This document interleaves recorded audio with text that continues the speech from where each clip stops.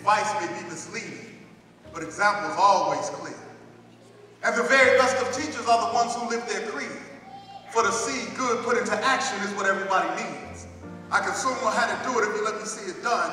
I can watch your hand in motion, but your tongue too fast may run. And the lectures you deliver may be very fine and true, but I'd rather get my lessons by observing what you do. For I may misunderstand you in the fine advice you give, but there's no misunderstanding how you act and how you live your creed. Good morning. Good morning. Yes, indeed, we have one life to live. Of all the people on the face of this earth, that's one thing that we all have in common. One time here on this earth. I've never known anyone to leave here and come back and tell me anything different. And so because of that fact, we need to maximize that opportunity. We need to take full advantage of that opportunity. We need to embrace that opportunity. In the few minutes that I have, I want to talk to you about 4 people that I tend to come across in life. Graduates, I want you to listen very closely. These are 4 people that we tend to come across in life. The first person that I tend to come across in life is the person that we call the player. We call this individual the player because the player is in the game called life. The significant thing about a player is that they know that 80% of success in life is the show-up test. If you're just willing to show up, 80% of the time you will have success. They say 90% of success in life is being willing to show up and show up on time. Anybody got a problem with that? They say 95% of success is being willing to show up on time and have a plan. And they say 100% of success, graduates, is being willing to show up on time, have a plan, and then execute your plan. You all have done that. You all have executed your plan. You've done what you've needed to do from kindergarten to 8th grade, and now you are here graduating. The second person that I tend to come across in life is the person that we call the spectator. That's what you all are doing right now. You're sitting there watching me. But see, I have love for a spectator because a spectator has goals. A spectator has aspirations. A spectator has dreams. A spectator has something that they want to do with their life. And so what I suggest to you, graduates, is that you find a mentor. How many of you in this room have a mentor in your life? Every hand should go up. It's not just for the young, it's for the old like me too, that all of us should have a mentor, somebody in our life that can help guide us through the trials and the tribulations that we will face in life. I would say find a mentor, somebody doing something that you want to do with your life, and then you respectfully pursue it. The thing about having a mentor is that you don't even have to know them personally. They don't even have to know that you exist. You just need to know who they are, the great things that they are doing in this world, and then you pattern your life after them. I had great mentors in my life. I had my father, I had my grandfather, I had my uncle, I had my mother, I had my pastor, I had my fraternity brothers. I had individuals in my life that helped to mold and guide and shape me. And so graduates, you don't stop now. You have to keep going by finding a mentor. The third person that I tend to come across in life is the person that we call the wanderer.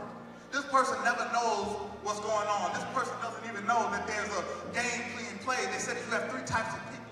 People that make things happen and people that watch things happen. And you always have somebody running up late saying, what just happened? Don't look at nobody.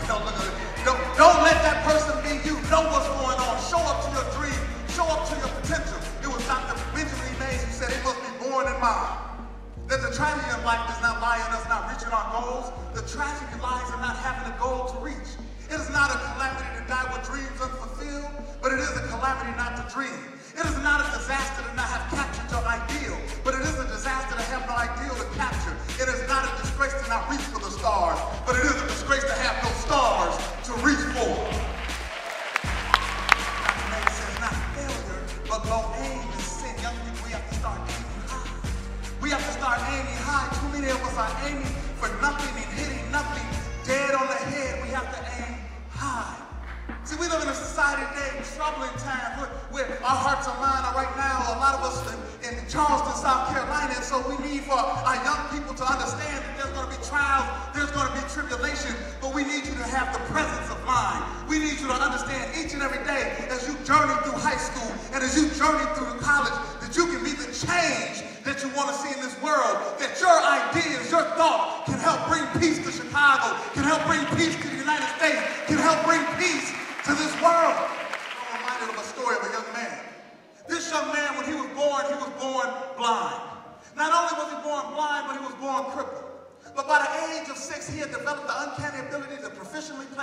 trumpet, and the piano.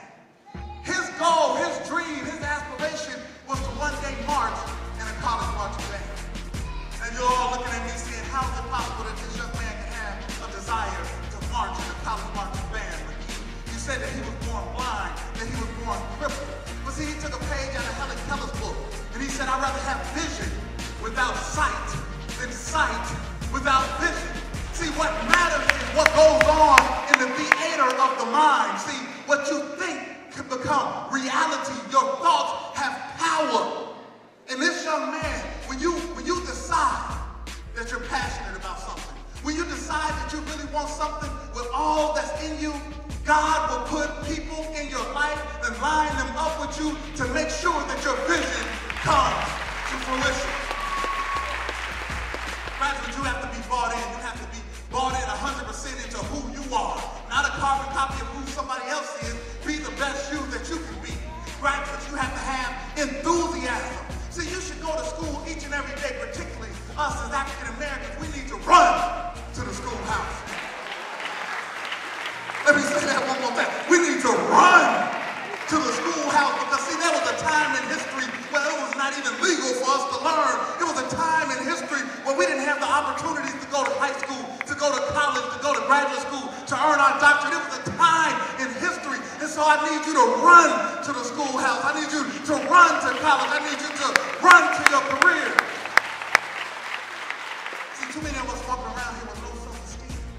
Too many of us walking around here listening to what people are saying about us. See, too many of us what we need to start doing is sometimes stand in the mirror and talk to yourself.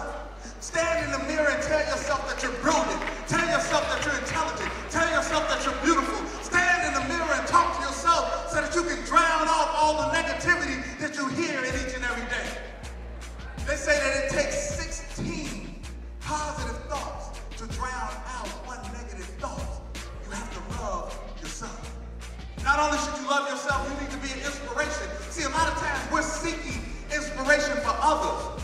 But graduates, I'm telling you now, over the next 4 years, I challenge each and every one of you on a daily basis, seek to inspire somebody else. Seek to come alongside somebody else. Seek to let somebody else know who's wanting to drop out, who's ready to give up, that they can make it if they just hold on. You have to have energy. You have to have energy to be successful in life. It was my father who moved here in 1956 from Renovo, Mississippi. He chopped cotton in the South. He didn't have a formal education. He didn't have the opportunity, but he used to tell me and my sisters, get the education that I didn't get.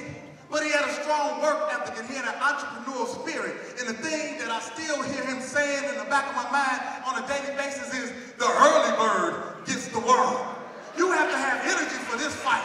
You have to have energy to go out here as African American, as black and brown young people. You have to have energy to stand up against the weight of the adversity and the trials that you're going to have to face. But I'm here to tell you, you can make it. You can definitely make it. You have to have vision, young people. I've already discussed vision and the power of the theater of the mind. So remember, whatever you create in your mind, you can make it manifest in the real world. And the final thing is that you have to have strong expectations. See, a lot of times when I talk to people, period, I ask people, I say, do you want to be rich? Everybody, yeah, I want to be rich. Do you want to be a millionaire? Oh, yeah, I want to be a millionaire. But the question is, do you have an expectation to be rich? Do you have an expectation to succeed?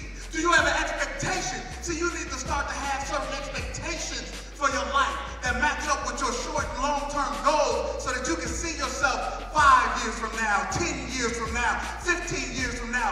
Graduates, have strong expectations for your life. When you want a thing bad enough, you have to go out and fight for it.